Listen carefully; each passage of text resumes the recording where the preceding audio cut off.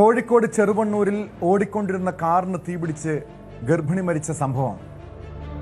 Wrapper വേടനെതിരായ പുലിപ്പല്ലി കേസിൽ police കുറ്റപത്രം സമർപ്പിച്ച സംഭവം. ഇതോടൊപ്പം കോഴിക്കോട് KSRTC ബസിന്റെ ചില്ലടിച്ചു തകർത്ത യുവതിക്കെതിരായ സൈബർ ബുള്ളിങ്. ഈ പകൽ കേരളം മറ്റ് രാഷ്ട്രീയ ചർച്ചകൾ വിശദമായി പരിശോധിച്ചു.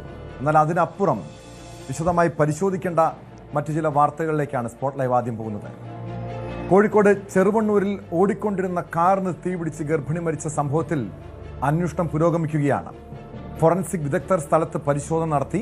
അപകട കാരണം വ്യക്തമായിട്ടില്ലെന്ന് പോലീസ് പറയുന്നു. രക്ഷാപ്രവർത്തനത്തിന് ആദ്യഘട്ടത്തിൽ യുവതി കാറിനുള്ളിൽ ഉണ്ടെന്ന് മനസ്സിലാക്കാൻ കഴിയാതിരുന്നത് വിനയായെന്ന് നാട്ടുകാർ പറയുന്നു. ഇന്നലെ ഒരു 9 മണിയുടെ അടുത്താണ് വലിയൊരു ശബ്ദത്തോടു കൂടിയാണ് ഞങ്ങൾക്ക് കാണാൻ കഴിഞ്ഞത്. തീ കാറിങ്ങനെ കത്തി കൊണ്ടിരിക്കുകയാണ്. അങ്ങനെ നാട്ടുകാരും എല്ലാവരും ഓടി വന്ന് രക്ഷാപ്രവർത്തനം നടത്തി മൃതദേഹം പുറത്തെടുത്ത് എന്നതിന് ശേഷമാണ് ഫയർഫോഴ്സ് എല്ലാം വന്നത്. ഭർത്താവായിരുന്നു വാഹനം ഓടിച്ചത്. ഭാര്യ പിൻസീറ്റിൽ കിടന്നതുകൊണ്ടായിരുന്നു പെട്ടെന്ന് ഞങ്ങൾക്ക് രക്ഷാപ്രവർത്തനം നടത്തുന്ന ഒരിക്കൽ കാണാതെ ആയത്. ഇപ്പം ഡോർ തുറക്കാനായിപ്പോൾ ഇപ്പം പോലീസുകാർക്ക് നമുക്കിപ്പോൾ ഒന്നും ചെയ്യാനില്ലല്ലോ. ഡോർ അപ്പോൾ ജാമായിപ്പോയി. ഇത് ഭയങ്കര സ്ഫോടന ശബ്ദം ഉണ്ടായിരുന്നു. അതെന്തെന്നുള്ള കാര്യം ഫോറൻസിക്കാർ കണ്ടുപിടിക്കാൻ വേണം. എങ്ങനെയാ ഇത് പൊട്ടിയെന്ന് അത് ഫുള്ള് ജാമായിരുന്നല്ലോ. നിങ്ങൾ നോക്കിയിട്ടും തുറക്കാൻ പറ്റും. പല കളി അങ്ങനെ എന്റെ മകന് കൈമുറിഞ്ഞതൊക്കെ ഡോറിന്റെ മുകളത്തെ ഭാഗം മാത്രം ഞങ്ങളിങ്ങനെ പിടിച്ച് പറിച്ചിട്ട് അതിന്റെ അതിൽ ഞാൻ ഓളം എടുത്തിട്ട് ഞങ്ങളിങ്ങനെ പുറമെ കൊണ്ടുവന്നിട്ട് അപ്പണക്ക് ആംബുലൻസ് വന്ന് അതിൽ കയറ്റിക്കൊണ്ടുവരാം. ഇന്നലെ രാത്രിയാണ് കാറിന് തീപിടിച്ച് കക്കറമുക്ക് സ്വദേശിനി സോന മരിച്ചത്. സോനയുടെ ഭർത്താവ് ലാലു ഗുരുതരമായി പൊള്ളലേറ്റ് കോഴിക്കോട് മെഡിക്കൽ കോളേജ് ആശുപത്രിയിൽ ചികിത്സയിലാണ്. കോഴിക്കോട് നിന്ന് MS അനീഷ് കുമാർ ചേരുന്നുണ്ട്. അനീഷ്, ഇതുപോലുള്ള സംഭവങ്ങൾ, അതായത് ഈ കാറിന് ഓടുന്ന വാഹനത്തിന് തീപിടിച്ചുള്ള അപകടവും മരണവുമൊക്കെ ഈ സമീപകാലത്ത് പതിവായി കേൾക്കാറുള്ളതാണ്. പക്ഷെ ഇതിൽ ഏറ്റവും ദാരുണമായിട്ടുള്ളത്, സങ്കടപ്പെടുത്തുന്നത്, ഒരു ഗർഭിണിയായ യുവതി ആ വാഹനത്തിലുണ്ടായിരുന്നു എന്നതാണ്. അത് മറ്റാരും അത് തിരിച്ചറിഞ്ഞില്ല, നാട്ടുകാർ തിരിച്ചറിഞ്ഞില്ല. അതിനുശേഷമാണ് അതിലൊരു യുവതി ഉണ്ടായിരുന്നുവെന്ന് മനസ്സിലായത്. ഈ അപകടത്തിൽ എന്തെങ്കിലും ദുരൂഹതയുണ്ടോ? എന്താണ് ഈ അപകടത്തിൻ്റെ, തീപിടുത്തത്തിൻ്റെ കാരണമായി പറയപ്പെടുന്നത്?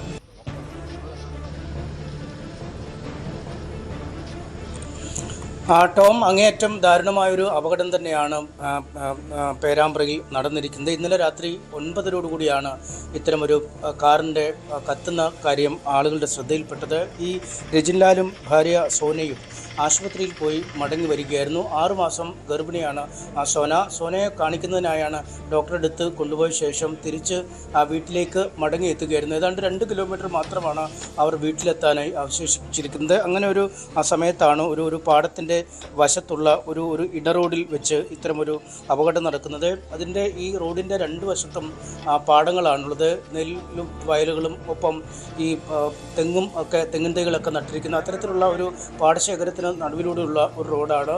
ഈ കാറ് കത്തിക്കിടക്കുന്ന സ്ഥലത്തോട് ചേർന്ന് തന്നെ ഒരു ചെറിയ ഇടത്തോട് ഒഴുകുന്നുണ്ട്. അതിൻ്റെ അപ്പുറത്തേക്ക് പാടശേഖരങ്ങൾ അല്ലെങ്കിൽ നെൽകൃഷിയൊക്കെ ചെയ്യുന്ന തരത്തിലുള്ള സ്ഥലങ്ങളാണ് കടന്നിരുന്നത്. നാട്ടുകാർ പറയുന്ന വിവരമനുസരിച്ച് ഈ റോഡ് അരികിലൂടെ അല്ലെങ്കിൽ ഈ പാടത്തിൻ്റെ അരികിലൂടെയുള്ള റോഡിൽ രാത്രി 9:00 തന്നെ വലിയൊരു സ്ഫോടന ശബ്ദം കേൾക്കുന്നു. വലിയ ഒരു തീപിടുത്തമുണ്ടാവുന്നു. ആളുകൾ പെട്ടെന്ന് അടുത്തുകൂടി എത്തിയപ്പോഴാണ് ഒരു കാറ് നിന്ന നിലയിൽ കത്തുന്നത് അവരുടെ കാഴ്ചയിൽ പെടുന്നത്. ഉടൻ തന്നെ കാറിനുള്ളിൽ നിന്നും ഒരാൾ ശരീരത്ത് വസ്ത്രങ്ങളിലൊക്കെ തീ പടർന്നുകൊണ്ട് അടുത്തേക്ക് ഡോറ് തുറന്ന് പുറത്തേക്ക് ഇറങ്ങുന്നത് ശ്രദ്ധയിൽപ്പെടുന്നു.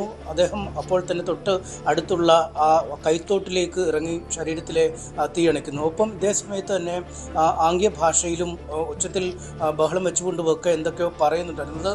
ഭാര്യ എന്നുള്ള രീതിയിലുള്ള കാര്യങ്ങൾ തന്നെയാണ്, സോന എന്ന രീതിയിലൊക്കെ തന്നെയായിരുന്നു പറഞ്ഞിരുന്നതെന്നാണ് നമുക്ക് ഈ ദൃക്സാക്ഷിയിൽ നിന്നും മനസ്സിലാക്കാൻ കാണുന്നത്. പക്ഷേ അപ്പോഴും അവർക്ക് എന്താണ് ഇദ്ദേഹം പറയുന്നതെന്ന് വ്യക്തമാവുന്നില്ലായിരുന്നു. അവർ പൂർണ്ണമായും ഊന്നൽ കൊടുത്തത് ഈ തീപിടിച്ച് പുറത്തേക്ക് ഇറങ്ങിയ രജിൻലാലിനെ രക്ഷപ്പെടുത്തുന്നതിനും ഒപ്പം കാറിൻ്റെ തീ അണയ്ക്കുന്നതിനുമുള്ള നീക്കങ്ങളായിരുന്നു. ഒപ്പം ഈ കാറിനുള്ളിൽ ഈ സോന ഉണ്ടായിരുന്നു എന്നതിനെക്കുറിച്ച് ആദ്യഘട്ടത്തിൽ ആ സ്ഥലത്തേക്ക് എത്തിയ ആർക്കും ഒരു കൃത്യമായ ചിത്രമുണ്ടായിരുന്നില്ല. ഈ സംഭവം നടക്കുന്നതിന് അടുത്ത് തന്നെ ഏതാണ്ട് കുറച്ച് പേരൊക്കെ പങ്കെടുക്കുന്ന ഒരു ചടങ്ങൊക്കെ ഉണ്ടായിരുന്നു.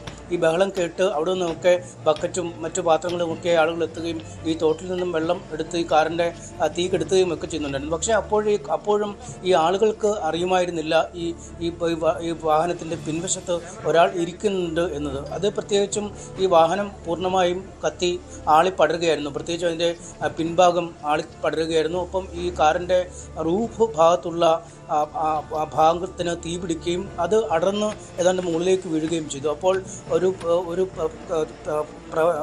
ഒരു പ്രതിരോധം പോലെ അല്ലെങ്കിൽ ഒരു കവചം പോലെ ഈ സോനയുടെ മുകൾ ഭാഗത്ത് ഈ റൂഫിങ് കത്തി നിൽക്കുന്നുണ്ടായിരുന്നുകൊണ്ട് തന്നെ പുറത്തുനിന്ന് നോക്കിയാലും അകത്തൊരാൾ ഉണ്ട് എന്ന് മനസ്സിലാക്കാത്ത ഒരു സാഹചര്യം. ഒപ്പം ഈ വാഹനം തുറക്കാനും കഴിയുന്നില്ല. ഈ പെട്ടെന്ന് രജിൻ്റെ ഈ ഭാവങ്ങളിൽ നിന്നൊക്കെ മനസ്സിലായ ആളുണ്ട് എന്ന് മനസ്സിലാവുകയും പിന്നീട് അവർ തുറക്കാൻ ശ്രമിക്കുന്നുവെങ്കിലും ആ കാറ് പൂർണ്ണമായും ലോക്കായി പോകുന്ന ഒരു കാഴ്ച, ചില്ലുകളൊക്കെ പൊട്ടിത്തെറിച്ച് ഒരു വലിയ സ്ഫോടന ശബ്ദമൊക്കെ വരുന്ന ഒരു സാഹചര്യം. എന്തായാലും തീ അണച്ച ശേഷം മാത്രമാണ് അവർക്ക് ഈ സോനയെ പുറത്തേക്ക് എത്തിക്കാൻ കഴിഞ്ഞത്.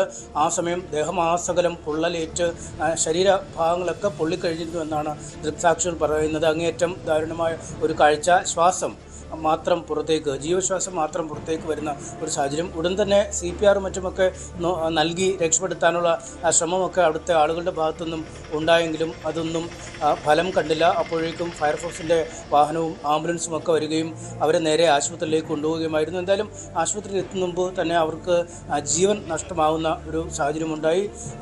ഭർത്താവിനെ അപ്പോൾ തന്നെ സമീപത്തുള്ള ആശുപത്രിയിലേക്ക് കൊണ്ടുപോയി. അവിടെ നിന്നും കോഴിക്കോട് മെഡിക്കൽ കോളേജ് ആശുപത്രിയിലേക്ക് ചികിത്സയ്ക്ക് കൊണ്ടുപോകുന്ന ഒരു സാഹചര്യം.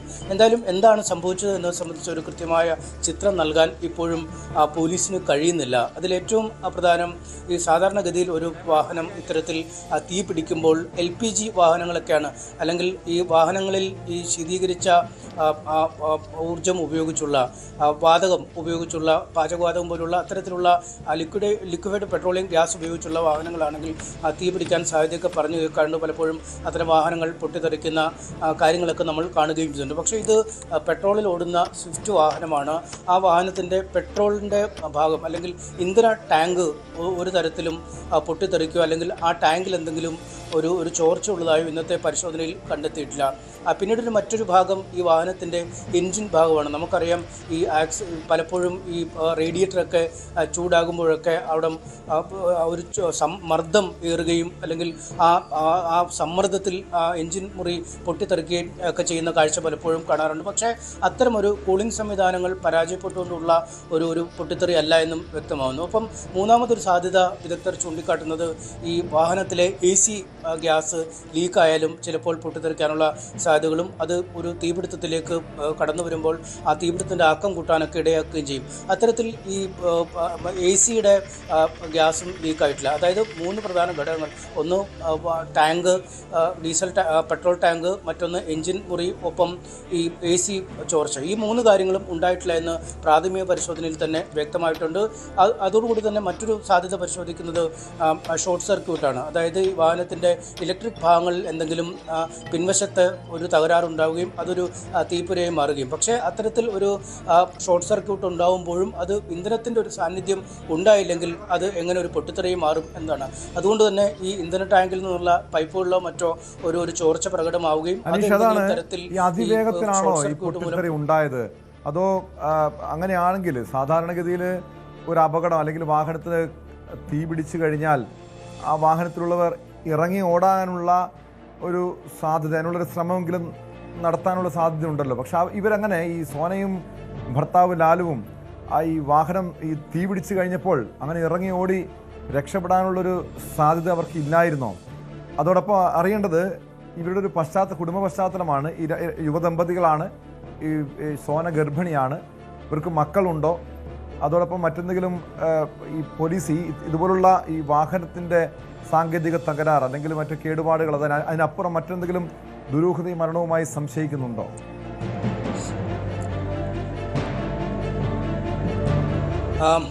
ടോമി, രണ്ട് കാര്യങ്ങളിൽ. ഒന്ന്, ഈ ഇവരുടെ ഒരു പ്രണയ വിവാഹമായിരുന്നു. അതായത് കുറച്ച് വർഷങ്ങളായി തന്നെ ഇരുവരും പ്രണയിച്ച ശേഷമാണ് ഒരു വിവാഹത്തിൽ കലാശിച്ചത്. ഏതാണ്ട് 1.5 കൊല്ലം മുമ്പാണ് ഇവർ വിവാഹം കഴിയുന്നത്. ആദ്യമായിട്ടാണ് ഗർഭിണിയാവുന്നത്. അതായത് കടിഞ്ഞൂൽ കുട്ടിക്ക് വേണ്ടിയുള്ള കാത്തിരിപ്പിലായിരുന്നു ആ കുടുംബം.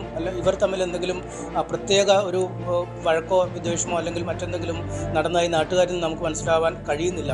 അവർ രണ്ടുപേരും വളരെ സ്നേഹത്തോടെ കഴിഞ്ഞിരുന്ന ആളുകളാണ്. പക്ഷേ പോലീസിൻ്റെ ഒരു പറയുന്നതനുസരിച്ച് 7 വർഷത്തിൽ താഴെയാണ്, അതായത് വിവാഹം നടന്ന് 7 വർഷത്തിൽ താഴെയാണ് ഈ സ്ത്രീ മരിക്കുന്നതെങ്കിൽ അല്ലെങ്കിൽ ഭാര്യ മരിക്കുന്നതെങ്കിൽ അതുമായി ബന്ധപ്പെട്ട ഒരു പ്രത്യേക അന്വേഷണം പോലീസ് നടത്തും. ഈ ഡൊമസ്റ്റിക് വയലൻസ്, ഗാർഹിക പീഡന കുറ്റവുമായി ബന്ധപ്പെട്ടുള്ള ചില വകുപ്പുകൾ ഒക്കെ പ്രകാരം അക്കാര്യം പറയുന്നുണ്ട്. അതുകൊണ്ട് ആ ഒരു കാര്യത്തിൽ അസ്വാഭാവിക മരണവുമായി ബന്ധപ്പെട്ടുള്ള ഒരു അന്വേഷണം പോലീസിൻ്റെ ഭാഗത്തുനിന്നും ഉണ്ടാവും. പക്ഷേ അതുമായി ബന്ധപ്പെടുത്താൻ കഴിയുന്ന യാതൊരു തെളിവുകളും ഇപ്പോൾ പോലീസിന് ലഭിച്ചിട്ടില്ല. അല്ലെങ്കിൽ ഈ കുടുംബം വളരെ സ്വരച്ചേർച്ചയിൽ കഴിഞ്ഞിരുന്ന ഒരു കുടുംബമാണ് എന്നും മനസ്സിലാക്കാൻ കഴിയുന്നു. ഒപ്പം ഈ പരിക്കേറ്റ് ആശുപത്രിയിൽ ചികിത്സയിൽ കഴിയുന്ന ഈ രജിൻ ലാലുവിൻ്റെ സഹോദരൻ്റെ വിവാഹമൊക്കെ അടുത്തിടെ നടക്കാനിരിക്കുകയായിരുന്നു എന്നും അറിയുന്നു. അതുകൊണ്ട് അതുമായി ബന്ധപ്പെട്ട തയ്യാറെടുപ്പുകളിലൊക്കെയായിരുന്നു ആ കുടുംബം ഉണ്ടായിരുന്നത്.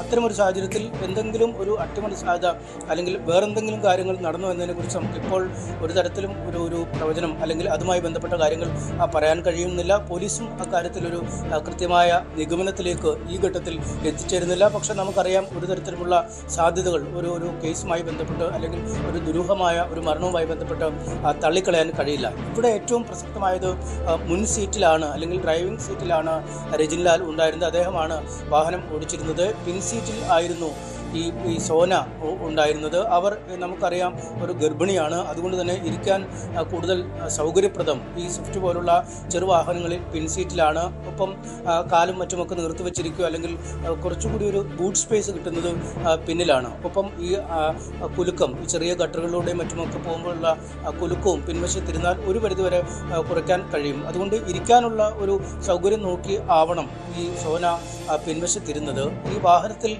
തീ പടർന്ന ഉടൻ തന്നെ ഈ രജിൻ ലാൽ പുറത്തേക്ക് ഇറങ്ങുകയും അദ്ദേഹത്തിൻ്റെ ശരീരത്തിലും തീ പടർന്നിട്ടുണ്ടായിരുന്നു. ഒരുപക്ഷെ ആ തീ ആദ്യം അണച്ചിട്ട് ഭാര്യയുടെ അടുത്തേക്ക് പോകാം എന്ന് വിചാരിച്ചതാണോ, അല്ലെങ്കിൽ അദ്ദേഹം പുറത്തിറങ്ങി തുറക്കാൻ ശ്രമിച്ചിട്ടും തുറക്കാൻ പറ്റുന്നില്ല, അങ്ങനൊരു സാഹചര്യം ഉണ്ടായോ എന്ന് നമുക്ക് മനസ്സിലാക്കാൻ കഴിയുന്നില്ല. കാരണം 4 സീറ്റുകളും ഏതാണ്ട് പൂർണ്ണമായി കത്തി അമർന്ന നിലയിലാണ്. സ്റ്റിയറിംഗ് ഭാഗത്തെ സീറ്റുകൾ, ബീഡിങ്ങുകൾ, ഈ വശത്തോടുള്ള ബീഡിങ്ങുകൾ, കുഷീനുകൾ, മറ്റ് ഇലക്ട്രിക് സാമഗ്രികൾ, അത്തരം വയർ കണക്ഷനുകളൊക്കെ ഈ കത്തി നശിച്ച നിലയിലാണ്. അതുകൊണ്ട് അദ്ദേഹത്തിൻ്റെ ശരീരത്തും തീ പടർന്നുകൊണ്ട് തന്നെ പെട്ടെന്ന് പുറത്തേക്ക് തുറന്ന് അവരെ രക്ഷപ്പെടുത്താൻ കഴിയുമ്പോൾ നടക്കാതെ വരികയും സ്വന്തം ശരീരത്തിലെ തീയണച്ച് അവരുടെ ഭാര്യയുടെ അടുത്തേക്ക് പോകാം എന്ന് അദ്ദേഹം കരുതിയതാണ് എന്നും അങ്ങനെ വേണം നമുക്കൊരു നിഗമനത്തിലെത്താൻ. എന്തായാലും രക്ഷാപ്രവർത്തകർ എത്തുമ്പോഴും രജിൻ ലാലിനെ രക്ഷപ്പെടുത്തി കഴിയുമ്പോഴും പിറകിലൊരാളുള്ളതിനെക്കുറിച്ച് പെട്ടെന്ന് അവർക്ക് ബോധ്യം വരുന്നില്ല. ഇയാളാവട്ടെ പൊള്ളലേറ്റ നിലയിൽ കൈകൊണ്ട് വാങ്ങി കാണിക്കുകയും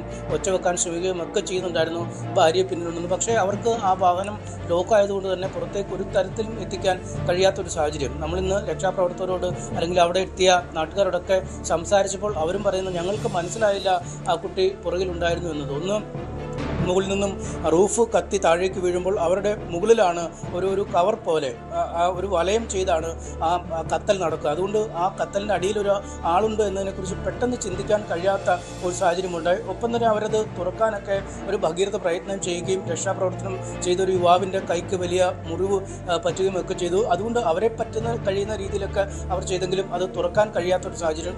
ഇന്ന് തന്നെ നമ്മൾ ഈ തെളിവെടുപ്പിന് വേണ്ടി ഫോറൻസിക് വിദഗ്ധരും പോലീസും ഒക്കെ എത്തിയപ്പോഴും ഏറെ ഭാരപ്പെട്ടാണ് ആ ഓരോ ഭാഗവും തുറക്കുകയും മറ്റുമൊക്കെ ചെയ്തിരിക്കുന്നത്. അതുകൊണ്ട് അത്തരമൊരു അപകടമായാണ് ഇതിനെ കണക്കാക്കാൻ കഴിയുന്നത്. പോലീസ് എല്ലാ സാഹചര്യങ്ങളും പരിശോധിക്കും.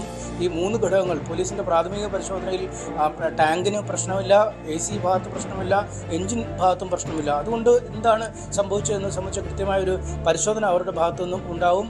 ഇൻക്വസ്റ്റ് നടപടികൾ പൂർത്തിയാക്കിയിരിക്കുന്നു. പോസ്റ്റ്മോർട്ടത്തിൻ്റെ നടപടികളും ഏതാണ്ട് ഇപ്പോൾ അന്തിമഘട്ടത്തിലേക്ക് കടന്നിരിക്കാം. ഈ മൃതശരീരത്തിനുണ്ടായ വ്യക്തമാണ്. MS അനീഷ് കുമാറാണ് വിവരങ്ങൾ നൽകിയത്. അനീഷ് സൂചിപ്പിച്ചതുപോലെ എന്തായാലും മറ്റ് സാങ്കേതിക തകരാറൊന്നും കാറിന് ഉണ്ടായിട്ടില്ല എന്ന് തന്നെയാണ് പ്രാഥമിക നിഗമനം. അതുകൊണ്ട് തന്നെയാണ് ഈ മരണത്തിൽ ദുരൂഹത സംശയിക്കുന്നത്. എന്തായാലും സോനയ്ക്ക് എന്താണ് സംഭവിച്ചതെന്ന് അറിയണം. ഈ അപകടത്തിൻ്റെ കാരണം കണ്ടെത്താനുള്ള അന്വേഷണത്തിലാണ് പോലീസ്. കൂടുതൽ വാർത്തകൾക്ക് news 18 Keralam YouTube channel subscribe ചെയ്യുക.